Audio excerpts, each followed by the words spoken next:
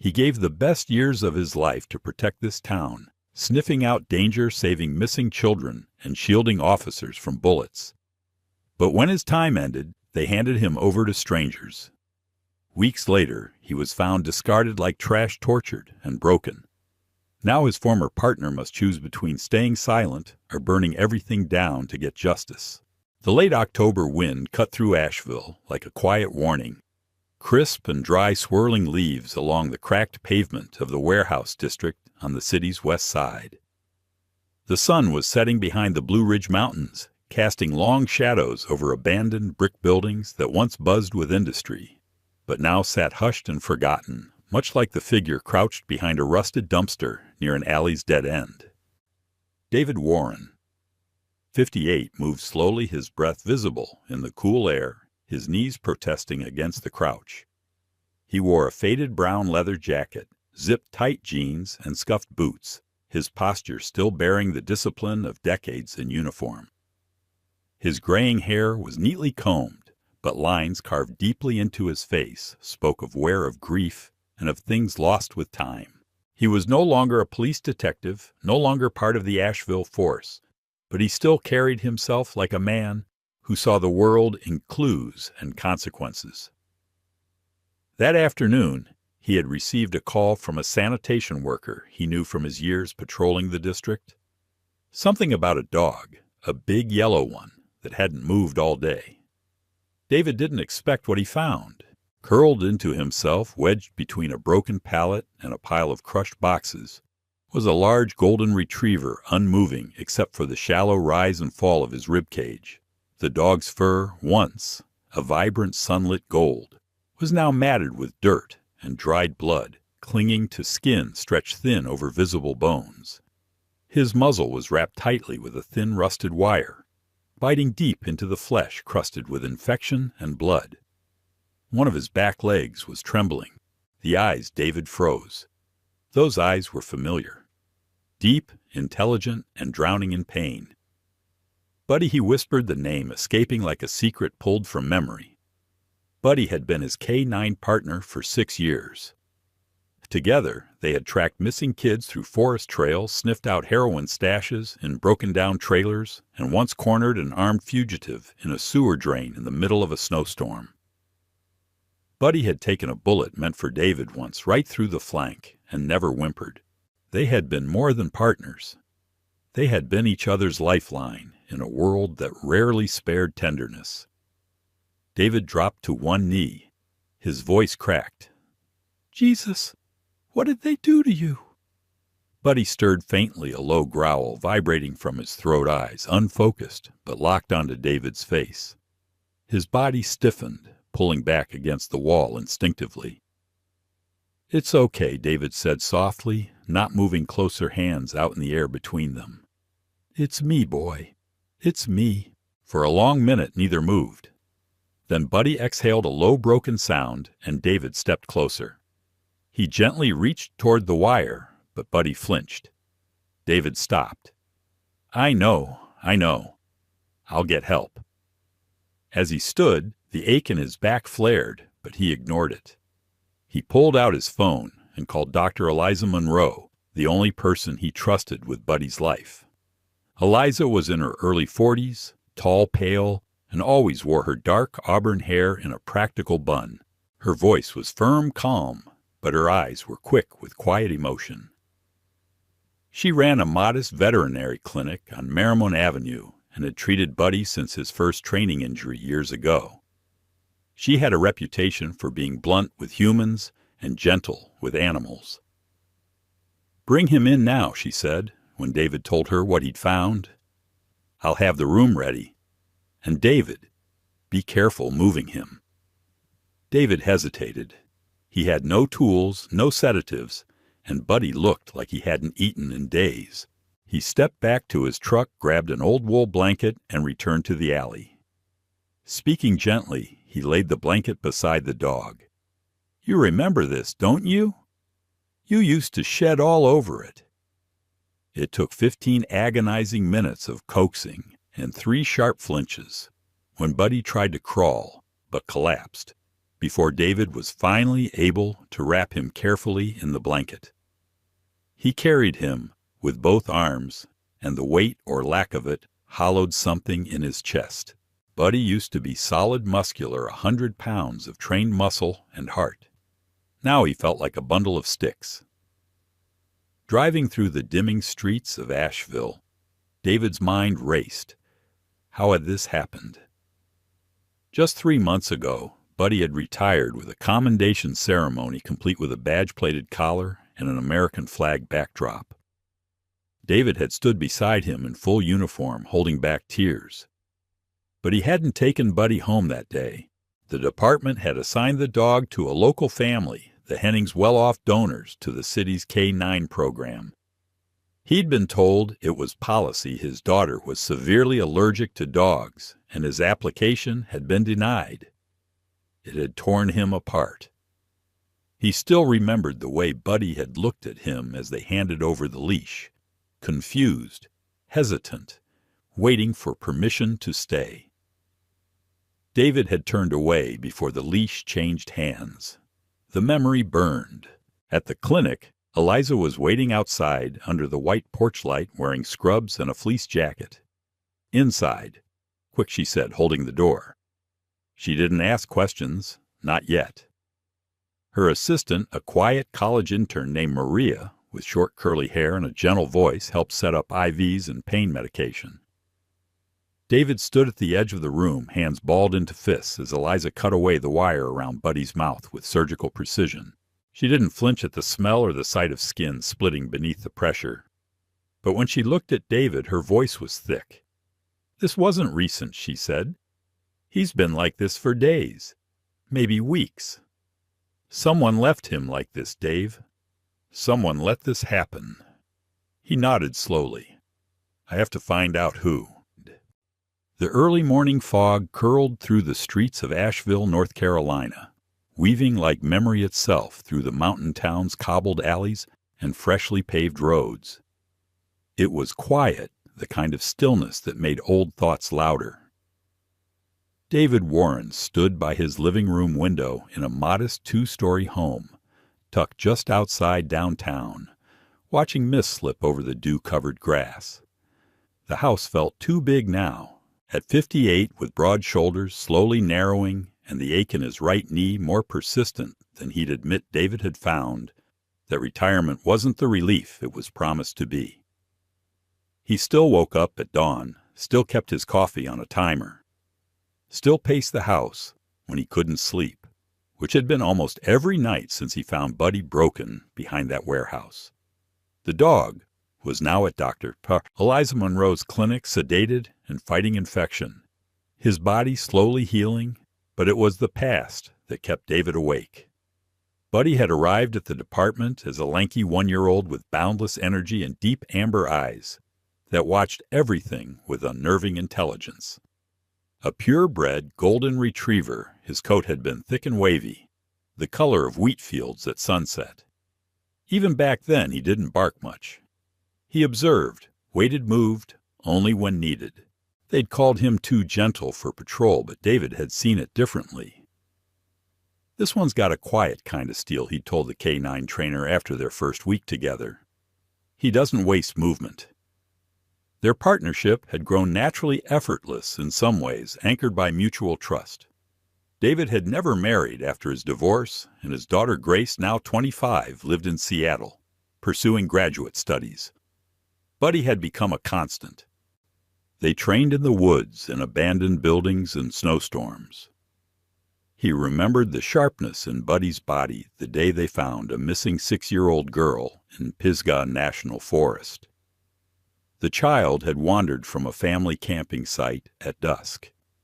It was Buddy who caught the scent, sprinted ahead, and stopped at the edge of a ravine barking until David followed. The girl was curled beneath a fallen log, cold but alive. Then there was the armed robbery on Depot Street. A suspect fled into a construction site, weapon drawn. David was alone until Buddy arrived on command fast and low to the ground. The suspect raised his gun too slow. Buddy lunged, tackling the man with force that surprised even David. They recovered thousands in cash and a stolen firearm that day. And of course, the moment David never spoke about the bullet that had his name on it.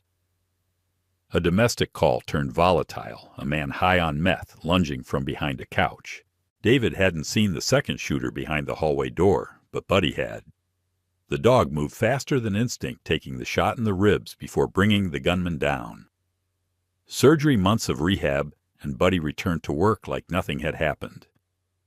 But David never forgot. 3 months ago, it all came to an end. Buddy had reached retirement age, and the department organized a send-off that felt more like a parade than a farewell. The Oak Street Community Hall was packed blue and gold streamers, a banner that read, "Thank you, Officer Buddy," and speeches from officers, the mayor, even a reporter from the Asheville Times. David had worn his dress uniform one last time. The room had been full of smiles, but he felt like he was bleeding inside. Buddy sat perfectly beside him the whole time, eyes scanning the crowd tail, unmoving. David had wanted to bring Buddy home, but policy required retired K9s be adopted by non-handlers unless medically cleared, and Grace's severe pet allergies had long been a concern. Even now, David could hear her voice on the phone, gentle and full of guilt. "I wish it were different, Dad. But my throat closes up if I even brush against a sweater with fur on it." He never blamed her. Still, when the decision came down, David wasn't surprised he was denied. The family that stepped forward was the Coltons, wealthy, well-groomed, and prominent figures in Asheville's civic life. Jacob Colton, in his early 50s, ran a property development firm known for flipping mountain land into luxury cabins. His wife, Stephanie, had soft features, pale skin, and the polished grace of a woman used to hosting benefit dinners. Their teenage son, Brandon, was around 16, wiry, with curly hair and a restless energy that felt more performative than genuine. The Coltons had been heavy donors to the Asheville Police Foundation for years and had publicly expressed interest in supporting the canine heroes who serve our city. They had 5 acres just outside town, with a gated entrance and a modern farmhouse that looked like something out of a lifestyle magazine. David had visited once for a short inspection. Everything looked perfect. Brandon had even shown Buddy's new doghouse, climate-controlled with a small attached yard. On paper, it was ideal. Still, something had twisted in David's gut. When he handed over the leash, Buddy looked up at him with those amber eyes and didn't move. David had to speak twice to get him to follow the boy. He told himself it was normal, transition took time. But as he got into his truck that day, he stared at the Coltons' white porch with a growing sense of unease. 3 days later, he called to check in. Stephanie Colton answered with politeness and assurance. "Oh, he's adjusting just fine," she had said. "He's already following Brandon around the property. Such a well-trained dog. You should be proud." Her tone was friendly, but not warm, like reading from a brochure. He asked if he could visit. She paused, then replied, "Of course, but give it another week. We want him to settle in fully." He never made that visit. Between Eliza's emergency calls at the clinic, a minor surgery on his knee, and the weight of believing Buddy was safe, David let it go. Until the warehouse. Now he couldn't stop replaying the handoff, the leash slipping from his fingers, Buddy not wagging his tail, Brandon's disinterested pat on the dog's back, the pristine home that felt more like a showroom than a sanctuary. David sat on his living room couch, watching morning turn to gray daylight. He reached for the envelope of old photos tucked in a drawer. One showed him and Buddy after a snowstorm. Buddy with snow clinging to his fur, David grinning like a fool. He touched the image, jaw tight. "I should have fought harder," he whispered to no one. The wind had turned sharp by late afternoon, pulling cold air down from the Blue Ridge Mountains and rushing it through the narrow residential streets of West Asheville. The sky, once a soft winter blue, was turning a steely gray, streaked with clouds that promised early frost. David Warren stood beneath the overhang of an old gas station, his phone in hand, rereading the same message for the 5th time. It had arrived that morning at dawn. No name, no greeting, just the words Buddy wasn't being cared for. Not like they said. Attached was a grainy photo of the Coltons' backyard, the edge of a doghouse visible in the frame, and a shadow of what looked like a boy standing beside it. David tapped his fingers against the phone case. Heart slow, but heavy. He didn't recognize the number. He'd already tried calling it back, but it went straight to voicemail. Whoever sent it wanted to stay hidden, and David's gut told him it wasn't a prank. Kids might joke, but not like this. Not about this. His next stop was one he'd been avoiding, Dr. Eliza Monroe's clinic. Located in a converted craftsman house tucked between a bakery and a yoga studio, the place had always felt more like a safe haven than a medical office. The white sign out front read Monroe Veterinary Care in neat blue script, slightly faded. Inside, the faint scent of antiseptic mixed with lavender diffusers. Eliza met him in the back hallway. She looked tired, more tired than usual. Her auburn hair, usually pinned tightly at the nape of her neck, had a few strands loose curling at her temples. She wore her usual gray scrubs under a navy hoodie, and her brown eyes sharpened the moment she saw his expression. "He's awake," she said before he could speak. "Barely moving, but awake." David followed her to the recovery room. Buddy lay on a padded mat wrapped in soft blankets with an IV line running into his foreleg. His fur had been cleaned, but the wounds were still visible. Bare patches where wire had torn flesh scabbing along his flanks and a splint on his hind leg. The room was warm quiet except for the soft hum of the monitoring equipment. Buddy's eyes flicked toward David, slow and dull, but present. Eliza knelt beside the dog, her hands moving with clinical grace.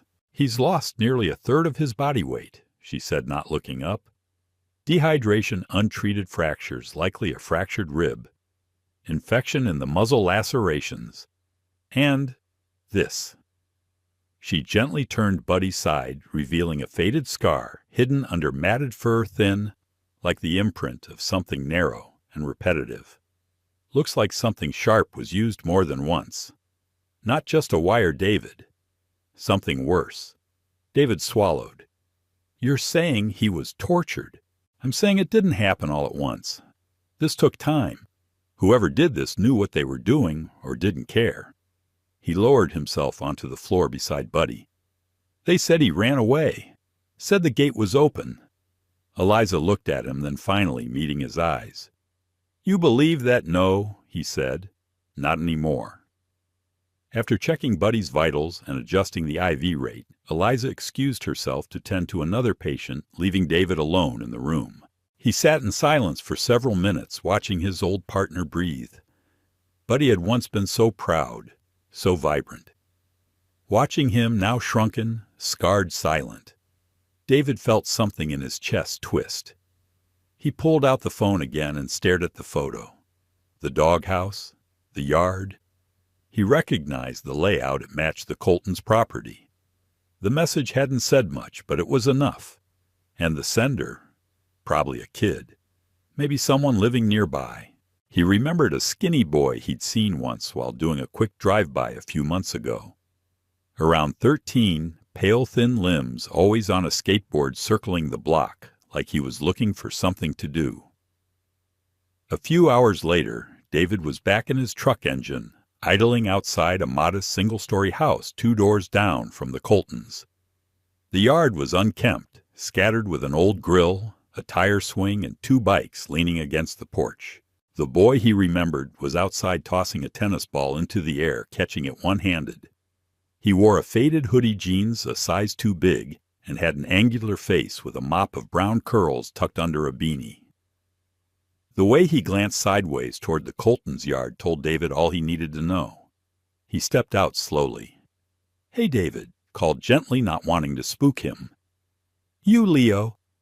The boy paused, caught the ball mid-air. "Maybe." "Who's asking? I'm David Warren. Used to be on the force. Buddy's handler." Leo's eyes narrowed. The dog David nodded. "Yeah." The dog. There was a long pause. Then Leo walked to the edge of the lawn, lowered his voice. I didn't know who else to tell. I didn't want to get in trouble. You're not, David said. But I need you to be honest with me. What did you see? Leo hesitated, chewing the inside of his cheek. It wasn't like on TV or anything, but I saw them. The older kid, Brandon, he used to yell at Buddy, like scream at him for barking. One time I saw him hit him with a stick, and his mom just watched from the window. Said nothing. David's fists clenched. When was this? Couple months ago. Then Buddy stopped coming outside. Like completely. I thought maybe he ran off. But one day the garage door was open, and I saw him inside, just lying there. He didn't move. That's when I took the photo. You did the right thing, David said quietly. Thanks for speaking up. Leo shrugged, trying to play it cool, but his eyes were watery. He looked so sad. David placed a hand on the boy's shoulder. He's still alive. You helped save him. Leo blinked fast, nodded once, and turned to head inside, mumbling something about homework. Back in the truck, David sat for a long time watching the Colton house. Lights on, curtains drawn. The same perfection, the same lie. Back at the clinic, Buddy had drifted into another round of sedation. Eliza updated him quickly. Vitals stable for now. But if there's internal damage, we won't know until he's stronger. David sat beside the sleeping dog, eyes locked on the slow rise and fall of his chest. The silence felt louder now. The shadows longer. He had no more doubts. Someone in that house hurt Buddy, and they thought they got away with it. Not anymore. By mid-morning, Asheville had settled into the dry chill of late autumn. The air smelled faintly of burning leaves, and sunlight filtered weakly through branches half stripped of color. David Warren parked his truck just off Pine Hollow Drive, a curved street lined with manicured lawns and homes designed to impress. The Colton property sat near the end, a sprawling modern farmhouse with crisp white siding, black trim, and too many windows. It was the kind of place that looked perfect, even when no one was home. But someone always was. David walked up the polished stone steps with purpose, the worn leather of his boots contrasting with the pristine porch. The door opened before he knocked. Stephanie Colton stood there framed in the light of a foyer decorated with eucalyptus garlands and a gold-accented console table. She was in her early 40s, tall and slim, with carefully waved blonde hair, delicate features, and a softness to her voice that always felt rehearsed. She wore a beige knit sweater, white slacks, and a watch that probably cost more than David's truck. "Detective Warren," she said with a smile that didn't touch her eyes. "What a surprise." "Just David now," he replied evenly. "I was hoping to ask a few questions. About Buddy." Her smile faltered for a fraction of a second. "Oh, of course.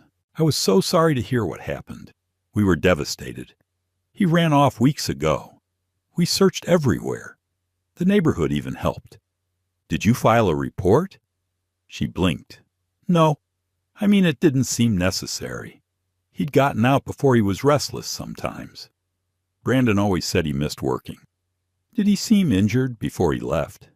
David asked. Stephanie shook her head quickly. No. He was healthy. Happy, I'd say. Maybe a little more quiet than usual, but that's to be expected in a new environment."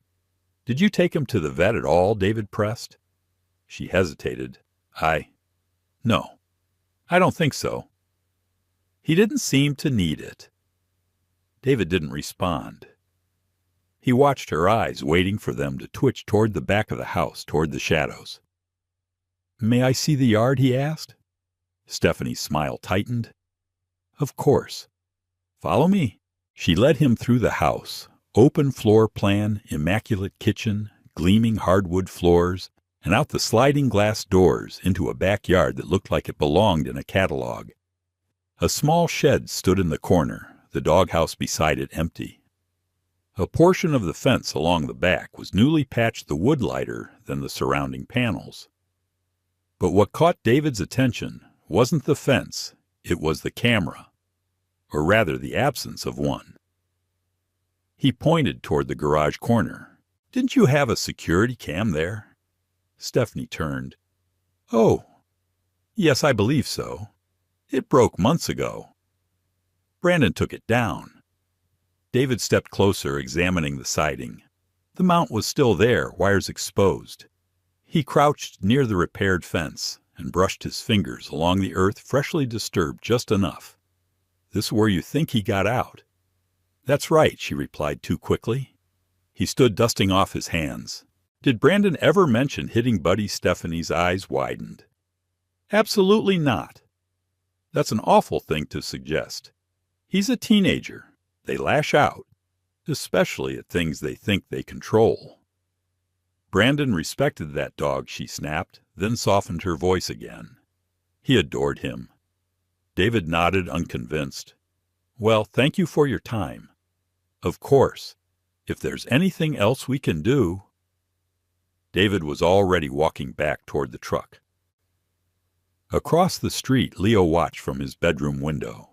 The boy's pale face was tight with concern. Inside his mother, a short, stout woman in her late 30s with frizzy auburn hair and a loud voice was mid-argument. "You stay out of other people's business, Leo," she shouted from the hallway. "These aren't our problems." "They are when someone's hurting animals," he mumbled. "I don't care. You want to bring trouble to our doorstep? Is that what you want?" Leo didn't answer. He sat on his bed, clutching the old flip phone he'd used to send the photo. His mother's footsteps moved away and he exhaled.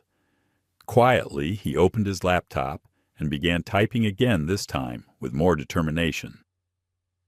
Back at the vet clinic, David met Eliza in her office, which doubled as her break room. She was reading a report, her glasses sliding down her nose. The room smelled like coffee and alcohol wipes. Eliza David said, "I think they're hiding something." She looked up, weary but focused. "You think he sat down. Fence was recently patched, security camera removed, and the mother rehearsed like she was reading from a PR manual." She folded her arms. "Any actual proof?" "Not yet, but I'm close." She nodded slowly. "We're running more blood work. There are traces of tranquilizers. Old ones, but enough to suggest he was sedated." David's mouth set in a grim line. "Why would anyone sedate a retired police dog because they didn't want him barking?" she said. "Or fighting back?" David rubbed his face. "I need to find out what they're really hiding. And I think the boy Leo, he knows more than he's saying." "Then you'd better talk to him. Soon." As David stood to leave, Eliza added one last thing. "Buddy's wounds.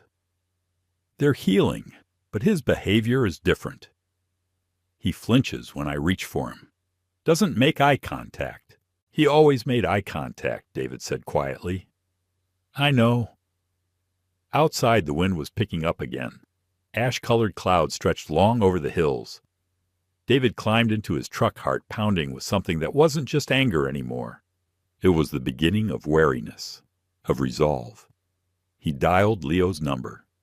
It rang once, twice, then went to voicemail. The night in Asheville fell thick and unmoving, pressing against the windows of David Warren's modest house like a weight. In the silence, even the smallest sound, the creak of the radiator, the ticking clock seemed amplified. David sat hunched over his old wooden desk in the corner of his living room, the USB drive Leo had slipped him clutched tightly in his hand. His fingers were calloused and steady, but his heart beat with the low, insistent rhythm of something close to fury. He slid the drive into the port of his battered Lenovo laptop, a machine that still bore a faded police department sticker on the back. The folder opened Cam Barn Backup. 4 video files. Timestamps were recent. David hesitated for just a breath, then clicked the first file. The screen flickered. A grainy feed appeared, security footage, most likely from a hidden backyard camera. It was angled awkwardly, like it had been placed behind slats or shrubbery, but it gave a partial view of what looked like the shed behind the Coltons' property. The timestamp read 2:17 a.m. A man appeared from the right side of the screen, broad shoulders, a bearded jawline barely visible beneath a low-hung hoodie. He wore cargo pants boots and a cap pulled tightly over his head. In one hand, he gripped a short leash. On the other end of it was Buddy. David leaned forward, hands tightening on the edge of the desk. Even in poor light, the sight was unmistakable. Buddy's body was gaunt, the once thick golden coat now matted, dragging in the dirt. He resisted, stumbling with every step. The man yanked the leash hard and Buddy's legs collapsed. Without hesitation, the man kicked him once, twice, then dragged him across the yard into the barn. Off-screen, a voice called out sharply. "Female." Agitated. "Evan, what are you doing? Leave him alone." The screen turned to static. David's jaw tightened. He clicked the second video, shorter this time, around 30 seconds. The same man emerged from the barn moments later, wiping his hands on a rag. For a few seconds, he turned slightly toward the camera. The faint porch light revealed the curve of a jaw, a flash of a tattoo at the base of his neck, a slanted C or crescent symbol. David's memory sparked like a gunshot. Evan Colton. He hadn't seen the kid in almost 5 years. Last time, Evan had been 17, lean and smug, sitting in an interrogation room after being caught with a backpack full of MDMA and powder cocaine. David remembered how his parents had shown up within the hour, lawyers in tow, loud voices filling the room with righteous outrage. It was a misunderstanding, they'd claimed. He's a good boy and with the wrong crowd. The case had fallen apart due to a misplaced chain of custody report. Evan walked free. But David had always remembered that tattoo. He clicked the third video. In it, Evan was seen opening the barn door again, glancing around, before pulling down a metal latch and locking it from the outside. The implication was sickening. David closed the laptop, pulled his phone from his pocket, and stepped outside into the cold. The air smelled faintly of pine and something else, burnt wood from nearby fireplaces. He walked down the porch stairs, trying to slow his breath, but the anger in his chest had nowhere to go. He didn't call the police station. Not yet. He needed Eliza. At 5:30 a.m., the lights in her clinic were already on. The building was a 2-story Craftsman, painted soft green, tucked between a bakery and a law office. A metal sign above the porch steps read, "Monroe Veterinary Care," in faded serif font. The door was unlocked. Eliza Monroe greeted him in the hallway. She wore dark gray scrubs, a black fleece vest, and her auburn hair was tied in a loose knot behind her head. She looked exhausted, but alert, always alert. She noticed the expression on David's face before he spoke. "What happened?" He handed her the USB. "You need to see this." They watched the footage in her small office, seated close together beside the desk. Eliza's reaction was minimal. No gasps, no curses, but her fingers went white on the armrest of her chair. When the video ended, she stared at the screen for a few moments longer, her jaw clenched. "That was deliberate," she finally said, and repeated. David nodded. "I recognized him. That's Evan Colton, the older son. He got off on drug charges 5 years ago." Eliza leaned back, exhaling slowly. "That explains the type of damage Buddy has. Some wounds weren't as fresh as we thought. They reopened because they'd never healed properly. He's been hurting him. Slowly." David rubbed his forehead. "We need to move him." She blinked. "I was about to suggest the same. I've been up all night reviewing his latest scans. He's stable, but not safe." "Not here," Warrallig Eliza said. "Veterinary Medical Center. I spoke with Dr. Andrea Rios, a trauma specialist. She's worked with police dogs before. They've agreed to take him, no questions asked." David nodded. "I'll drive him." You shouldn't do it alone. I've done worse alone. She gave him a look, but didn't argue. He'll need to be sedated lightly. Pain meds, fluid line, and heart monitoring. I'll prepare everything. We leave at sunrise. David found Buddy in the recovery room, lying still on a thick foam pad wrapped in fleece blankets. His head lifted slightly at the sound of the door. His gaze found David's, and for a fleeting moment the old spark returned, dim but there. David knelt beside him. "You've got one more ride in you, don't you?" Buddy's tail gave a soft thump. As Eliza returned with the supplies, she paused at the door, her expression guarded, but quietly resolute. "This won't be easy," she said. "But it's the right move." "I know," David replied. The three of them would be on the road before the town even stirred. It was just past 2 a.m. when David Warren pulled the silver transit van onto the I-40 eastbound, the headlights cutting through the haze like two wary eyes. The van belonged to Eliza Monroe, who sat stiffly in the passenger seat, her arms folded tightly over her chest. Her hair was tucked under a beanie, and a coffee-stained parka hung from her frame like an afterthought. In the back of the van, secured in a padded crate, Buddy lay sedated and trembling. His IV swayed gently from a hanging bracket, every bump in the road sending a dull vibration through the vehicle's floor.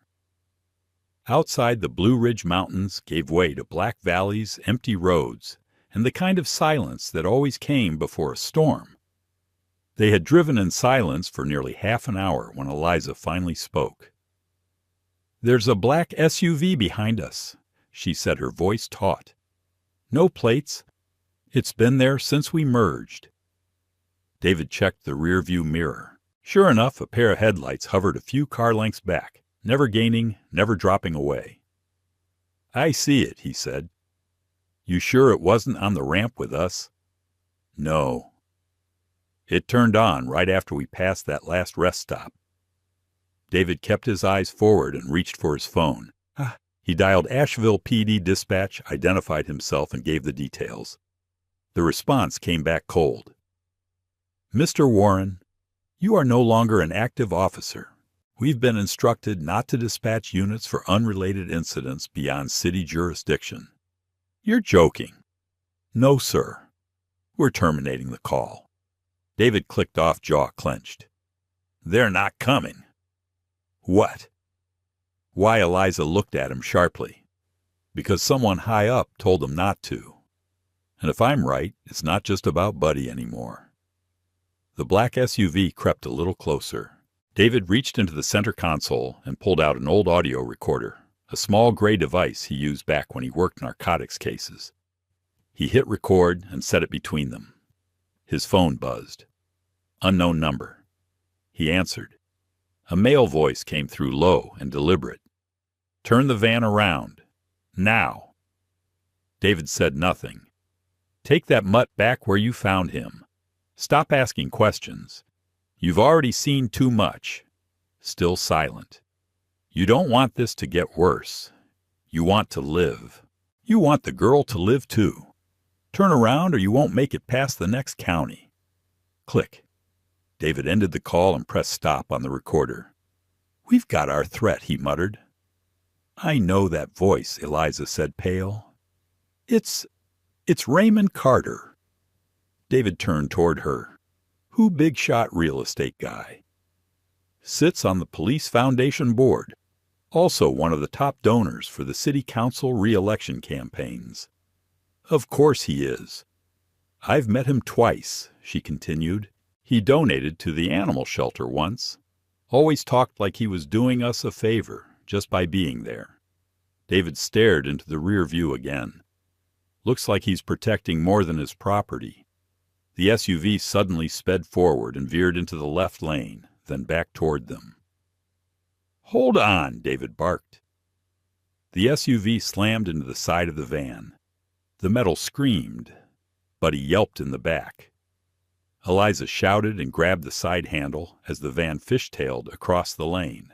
David wrestled with the wheel, regaining control just as the SUV pulled back and dropped behind them again. Then it surged forward a second time. David swerved off the road tires, skidding into a gravel turnout flanked by tall pines. The van jolted to a halt. He jumped out, sidearm drawn. As the SUV closed the gap, he raised his gun and fired one clean shot into the sky. Crack. The gunshot echoed like thunder. The SUV's headlights dipped. The vehicle veered, then pulled a sharp U-turn and disappeared back into the dark. David stood still for a moment, letting the silence return. Then he rushed to the back of the van. Eliza was already there, unbolting the door. Inside, Buddy lay still but breathing. The crate had slammed into the wall, but the straps held. "I think he's okay," she whispered. "He's conscious." David gently touched the dog's shoulder. "We've got you, partner. Just stay with us." They checked his vitals. Eliza reattached the IV line, fingers trembling, but skilled. David checked the tires, battered but intact. 10 minutes later, they were back on the road. The SUV didn't return. They stopped at a 24-hour gas station just outside Burlington. The attendant, a sleepy man in his 50s with a trucker hat and a soda-stained shirt, watched them with mild disinterest. Eliza went inside to grab water while David refueled. The air was cold enough to sting the lungs. His phone buzzed again, a text this time. "Turn around, final warning." No name, no number. He ignored it. Back in the van, Eliza sat silent, cradling a paper cup of coffee. Her eyes were red, but determined. "I didn't sign up for this," she said softly. David didn't answer at first. Then neither did Buddy. "But here we are." She looked at him. "You think they'll try again?"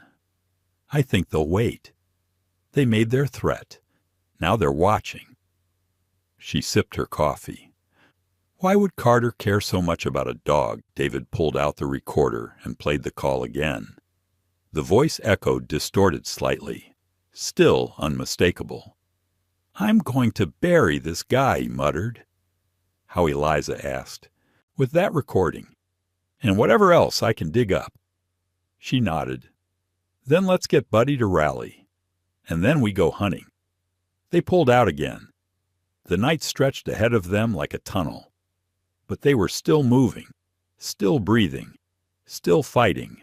Raleigh's morning sky was the color of ash, thick with low clouds that pressed down on the University Veterinary Medical Center. The cold had settled into every crack of the parking lot, and the silence around the building felt ceremonial, as if the air itself was holding its breath.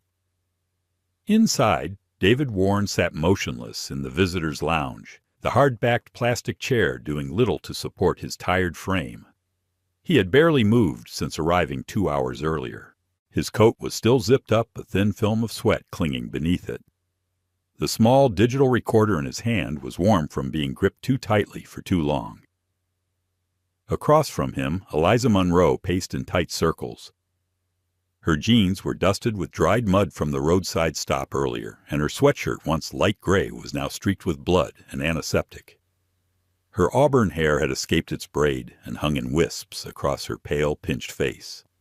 She hadn't slept, hadn't eaten. She didn't care. At 7:14 a.m., the doors opened with a firm whoosh.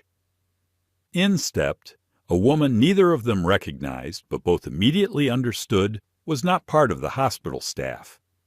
She was tall, early 40s, with sharp cheekbones and posture that suggested years of carrying a badge and expecting resistance.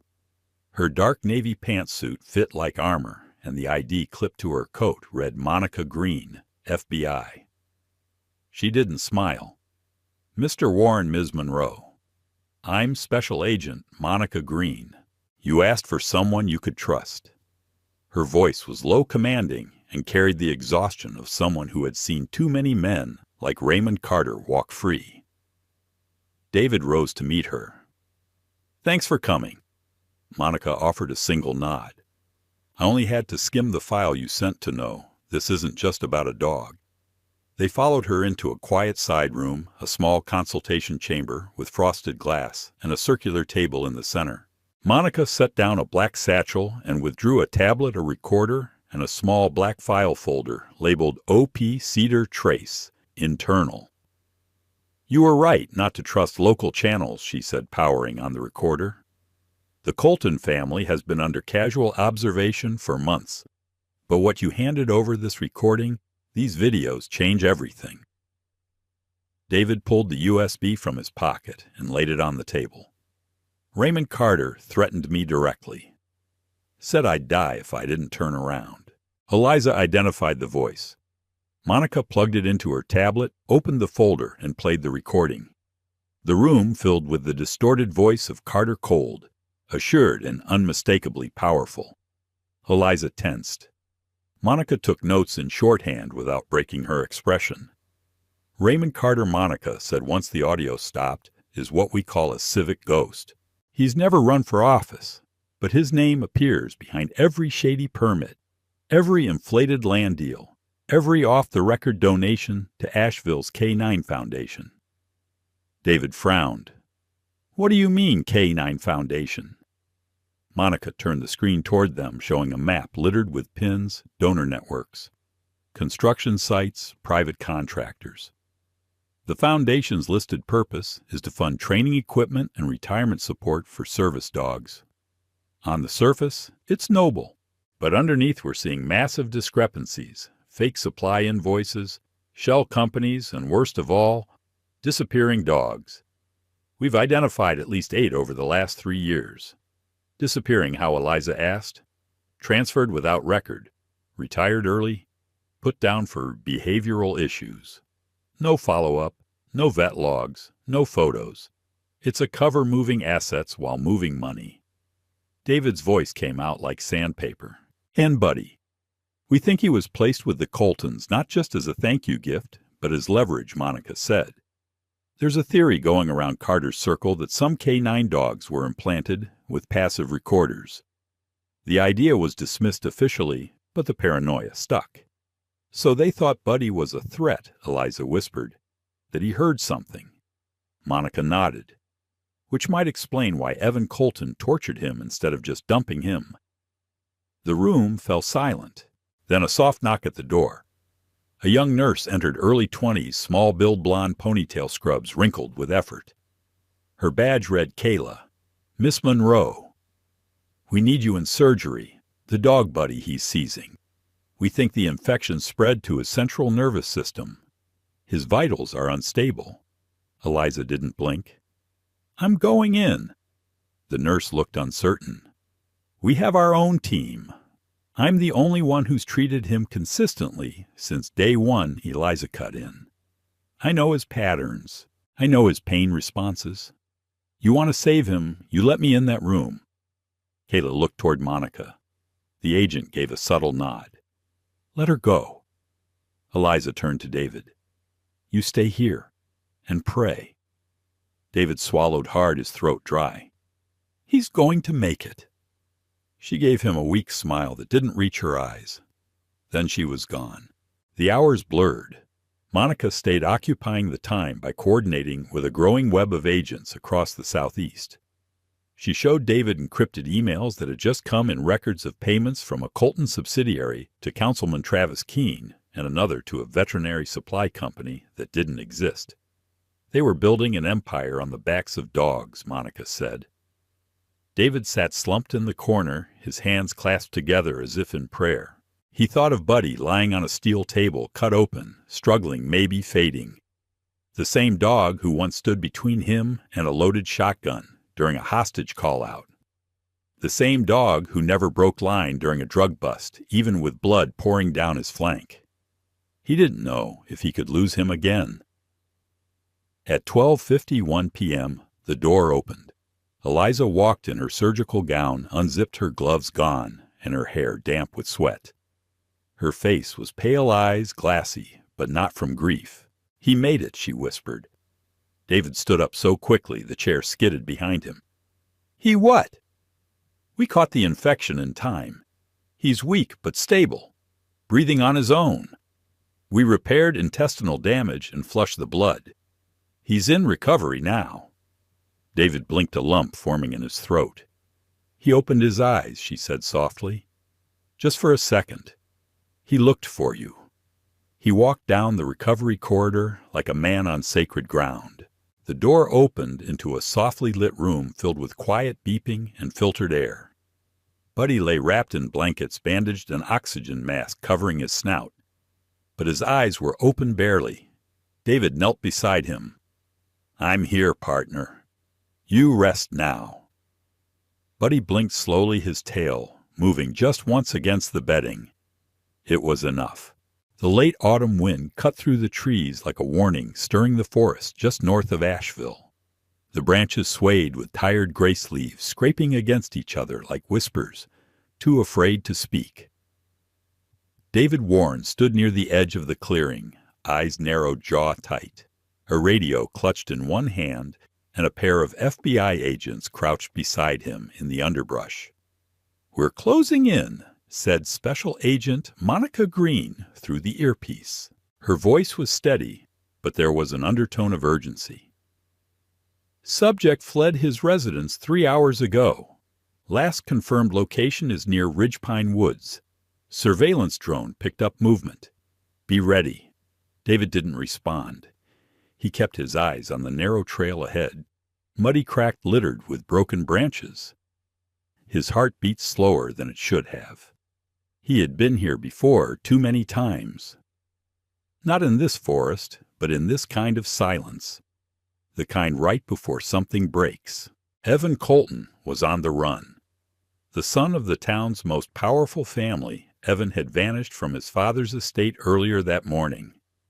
He'd left behind a ransacked bedroom, shattered glass, and an empty bottle of oxycodone on the dresser. His mother claimed he'd left to clear his head. The agents weren't buying it. "Target is armed," Green had warned over the briefing, "and unstable. He's desperate now. He knows we have the files. He knows his face is on that footage." David had seen the video too many times to forget. The grainy clip of Evan, tall, muscular, early 30s, with a thick beard and eyes that twitched like a man already halfway lost, dragging Buddy into a dark barn.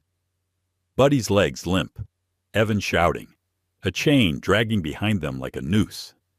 He was high, Eliza had said when they'd reviewed the footage. Look at his posture. Look at the way he stumbles. He didn't just want to hurt Buddy. He thought Buddy could hurt him. But today Evan wasn't high. He was hiding, possibly armed, definitely dangerous. At 4:52 p.m., the stillness broke. Gunfire. 3 quick shots followed by a scream. David's body moved before his thoughts did. He pushed forward along the trail, ducking low, heart hammering now. Monica's voice snapped through the earpiece. Engagement confirmed. "North Ridge. Stay behind perimeter." But David didn't stop. He crested a small hill just as a figure stumbled out of the trees ahead. Evan, dressed in a torn flannel jeans caked with mud, one hiking boot missing. His right leg dragged uselessly behind him, a smear of blood darkening the denim. David raised his hands. "Stop, Evan." Froze his face pale and streaked with sweat. His eyes darted to David's badge still clipped to the collar of his coat, and for a moment the air held its breath. "Drop the gun," a voice shouted from the trees. Evan tried to lift his right hand, but the weapon slipped from his fingers, clattering into the leaves. 3 agents swarmed in from the sides. Monica Green was among them. She moved fast, pressing a knee to Evan's back as they cuffed him. David stood over them, chest heaving. Evan looked up at him and for the first time didn't sneer. "You want names?" he rasped. "I'll give you names." Back at the mobile field station, Evan sat shackled to a metal chair, his injured leg bandaged by the med team. His hands trembled not from pain, but from withdrawal. His pupils were dilated. Sweat dripped from his hairline. Monica stood across from him, arms folded. David stood just behind her, silent but watchful. "You tortured a federal K-9 officer," she said coldly. "That alone could put you away for years. But you're not afraid of prison, are you, Evan? You're afraid of what's coming from the people you worked with." Evan smirked faintly, then winced. "You think I ran because of you." "You ran because you're a coward," David said. "And you thought killing Buddy would erase what you said when you were too high to remember." Evan's smirk died. Monica leaned forward. "Tell us who else was involved." "I didn't start it," Evan muttered. "I was told Buddy was tagged, that he had surveillance tech left over from a sting operation. Dad said Carter got spooked. He said the dog might have recorded something. From the planning meetings." "What planning meetings?" Monica asked. Evan laughed bitterly. "The city council ones. The real ones. The ones in the back rooms where money changes hands, and dogs are just tools." He paused, then added, "There was a chip. I saw it, buried under his collar stitching. I dug it out the night I hit him. I thought it was watching me, judging me." David's fists clenched. Monica nodded slowly. "And who else was there?" Evan hesitated. "Raymond Carter. Keene. A guy named Prescott Logistics, I think. And a vet tech named Jamie. She faked the retirement health papers. Got paid for it." David looked at Monica. "That's enough for warrants." "More than enough," she said. That night, David sat beside Buddy's recovery bed again. The dog was awake this time, though drowsy, his tail giving the smallest flick each time David spoke. The bandages had been changed, and the heart monitor gave a slow, reassuring beep. Eliza came in quietly and leaned against the doorway. Her face was still tired, but her eyes were bright. They just found the chip. David looked up. Still functional, barely. But yes, the data's encrypted, but Monica's team says it's consistent with what was used in early internal affairs probes. The theory holds. They tried to destroy him to protect a secret he couldn't even tell. Eliza stepped closer. "They underestimated loyalty." David smiled faintly. "Yeah, they always do." Buddy gave a low, grateful groan. The first morning Buddy stepped into the sunlight again, he froze just past the threshold of the clinic. The crisp November air was gentle, the sun low and golden, casting long shadows across the concrete walk. But as soon as his front paw touched the light, he flinched ears back, tail tucked so tightly between his legs it seemed fused to his body. His body trembled, not from pain, but memory. And in that moment, David Warren realized healing was going to take more than medicine. They stood there for a while, David crouched beside the golden retriever who had once charged through gunfire without hesitation. Now, even the rustle of leaves made him cower. "It's okay, Buddy," David whispered, his hand resting lightly on the dog's shoulder. "No one's going to hurt you again." Behind them, Eliza Monroe watched from the glass doorway. She was wrapped in a thick forest green coat, her auburn hair tied back, and her eyes soft with concern. "That's the third time this week," she murmured. "The light's become a trigger." "I thought dogs liked the sun," David said quietly. "Not when it was last seen from a cage," she replied. "Not when the dark was safer." They began therapy that same afternoon. Eliza transformed one of the back rooms of the recovery wing into a calming space-white noise machine. Soft lights, low couches, textured mats for traction. She worked with an animal trauma specialist named Dr. Helen Dreyer, a tall, silver-haired woman in her 60s who spoke in measured tones and moved like still water. Helen had helped service dogs with PTSD before, but even she admitted Buddy was one of the worst cases she had seen. He startles at voices, especially male.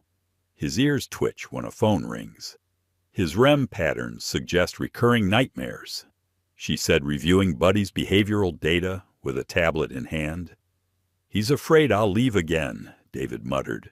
"No," Helen said gently, glancing toward the dog curled in the corner of the room. "He's afraid you'll disappear before he gets the chance to follow." Outside the clinic, the city of Asheville was simmering. David had requested an official hearing to expose every name connected to the K9 Foundation scandal. Every councilman, every donor, every department head who looked the other way. He was told the city would consider internal review. What he got was a meeting with Chief Ronald Baxter, a thick-necked man in his 50s with salt and pepper hair, gut full of pride, and eyes dulled by years of compromise. His office overlooked City Hall Square, but the blinds were always half drawn. "We appreciate your service," David Baxter said as he slid a folder across the desk. "But this goes deeper than one dog. If you go public, the media will tear us apart.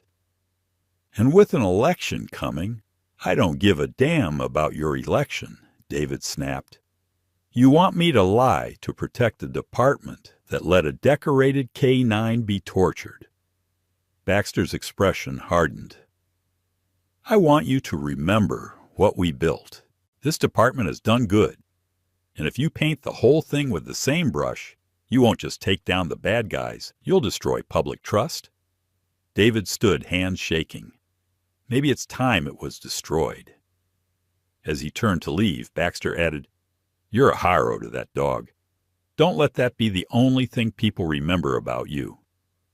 David didn't respond. He walked out of the building and into the sunlight where cameras waited. Meanwhile, a different kind of courage was unfolding across town.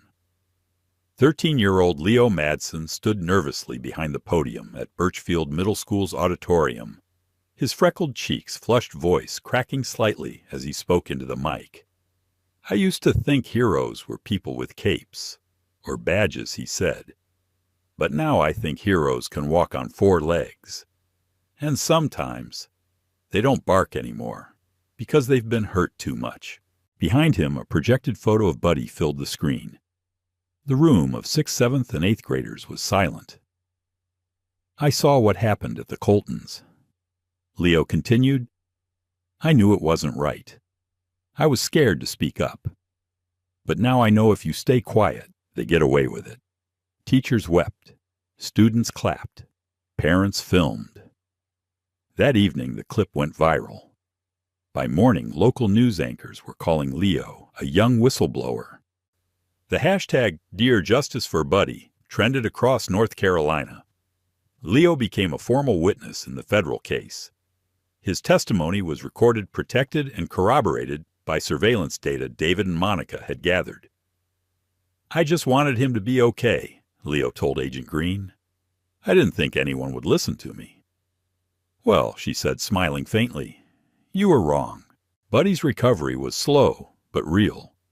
With each day his steps grew steadier. He began responding to commands again, small ones, like sit or drink. He stopped growling in his sleep. The first time he leaned into David's chest without flinching, Eliza almost cried. But some scars stayed invisible. He wouldn't go near crates. He refused to enter dark garages. And sometimes, when the world got too loud, he would slip under David's bed and stay there for hours. "It'll take time," Helen reminded them.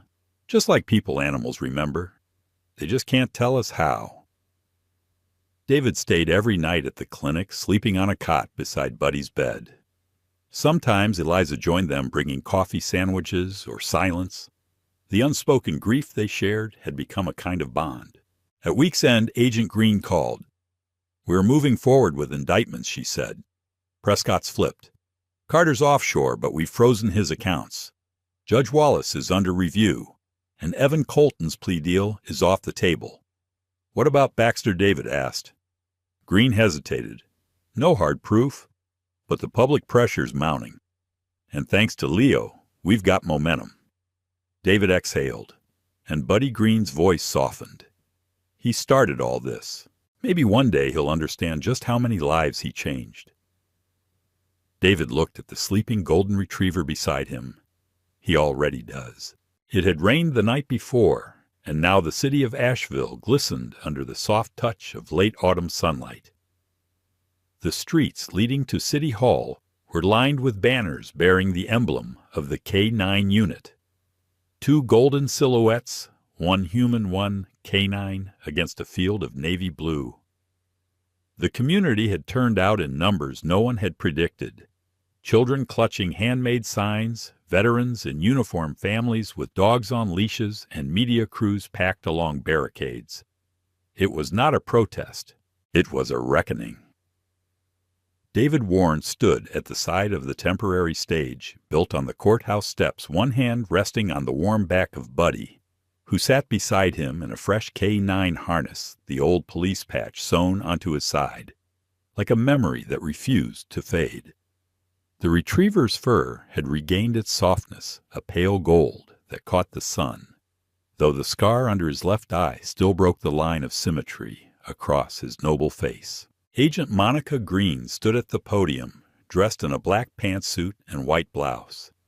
Her hair was pinned back, her posture as exact as always. But when she spoke, there was warmth in her voice, a quiet authority grounded in truth. This morning, the FBI, in collaboration with state investigators and local partners, have issued formal charges against 12 individuals, she said. These include members of the Asheville City Council leadership, from the K9 Foundation Board, and private contractors connected to the Colton family. The crowd did not cheer. It listened. Evidence gathered over the past 3 months, much of it made possible by the actions of citizens who refused to look away, has revealed a system of corruption, abuse, and financial misconduct hidden behind a facade of public service. At the center of that exposure stands a dog buddy who endured what no living being should, and survived. There were tears in the audience, and silence. Monica turned toward David and gave a small nod. We are not here today to applaud our institutions. We are here to honor what integrity looks like, even when it comes in the shape of a man willing to stand alone or a dog too loyal to give up. Applause erupted, and Buddy flinched slightly, then looked up at David for reassurance. David bent down, whispering, "It's okay. You earned this." The mayor stepped forward, next a gray-haired woman named Patricia Owens, with a thick Southern accent and a clear sense of justice that had not been part of the original circle of corruption. She held a silver medal in one hand, engraved with the city seal and the words "for valor and loyalty" in the line of duty. I hereby present this commendation to Buddy, she said, her voice thick. Retired K9 officer, survivor, hero. As she reached down to fasten the ribbon around Buddy's neck, he sat perfectly still, ears perked, gaze forward. David wiped his eyes with the back of his hand. He hadn't cried in public since his daughter's birth. After the ceremony, the crowd thinned into clusters of quiet conversation and cautious hope. I saw a journalist gathered around Monica for sound bites while volunteers handed out small flyers about transparency reform. David sat on a bench just beyond the rotunda, Buddy at his feet. Eliza Monroe joined him, 2 coffees in hand. She passed one to him and sat down, her coat brushing against his shoulder. He handled it better than I thought, she said, gesturing toward the dog. He's stronger than we are, David replied. They sat in silence for a while, watching as children came up to take photos, as veterans saluted Buddy with misty eyes, as a small girl left a flower on the courthouse steps. Then Eliza cleared her throat. I've been talking to a pediatric immunologist out of Charlotte. There's a trial starting next spring. A new vaccine for pet allergies, tailored for kids with severe reactions. David turned slowly to her, his brow furrowed. Your daughter, Eliza said softly. She might qualify. It's early science, but it could give her a real shot. David stared ahead. His daughter, now 22, had never known what it felt like to grow up with a dog. The allergy had kept Buddy out of their home, kept David living with guilt for years, choosing between family and loyalty. You think it's worth trying? He asked. I think, she said, you've both earned the chance to find out. He didn't respond right away, just looked down at the dog sleeping peacefully beside him. He reached out, stroking behind one ear, and felt the slow rhythm of Buddy's breath. Hey, Buddy, he whispered. You hear that?